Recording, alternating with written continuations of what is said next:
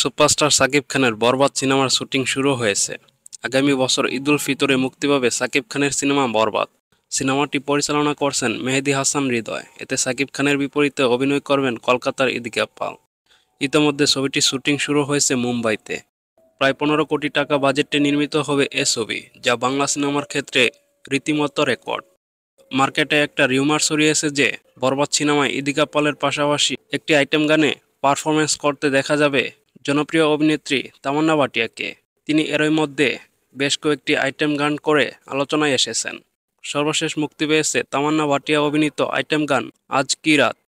মিশা সওদাগর একটি ইন্টারভিউতে বলেন, গল্প ও লোকেশনের প্রয়োজনে বলিউডের সাথে কম্বিনেশন আছে, বলিউডের আর্টিস্ট আছে, এবং আইটেম যে করবে সে অবশ্যই স্পেশাল কেউ, এখন বলতে চাই না। মিশা সওদাগরের ইন্টারভিউ শুনে মনে হলো বরবাদের আইটেম সঙ্গে বলিউডের কোনো আইটেম গার্ল পারফরমেন্স করবে।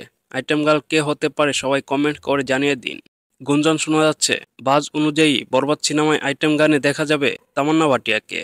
সারা বিশ্ব মাতাচ্ছে আজ কি রাত গানটি। গানের তালে তালে সবুজ পোশাকে অনবদ্য নৃত্যশৈলী দেখিয়ে ভক্তদের হৃদয়ে জ্বর তুলেছেন বলিউড অভিনেত্রী তামান্না ভাটিয়া। 2 বছর ধরে এই নায়িকার নৃত্যশৈলীতে ভূত হয়ে আছেন দর্শক ভক্তরা। তবে আজ কি রাত গান দিয়ে আলাদা আমেজ তৈরি হয়েছে।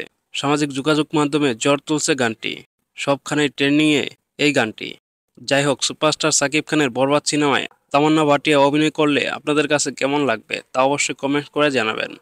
আরেকটা খবর শোনা যাচ্ছে যে বরবাদের ভিলেন হিসেবে থাকছেন যিশু সেনগুপ্ত।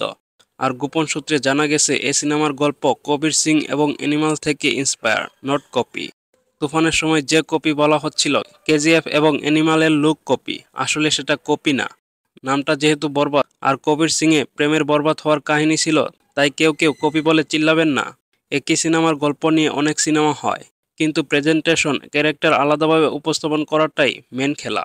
তো আপনাদের কাছে কি মনে হয় তা অবশ্যই কমেন্ট করে জানান।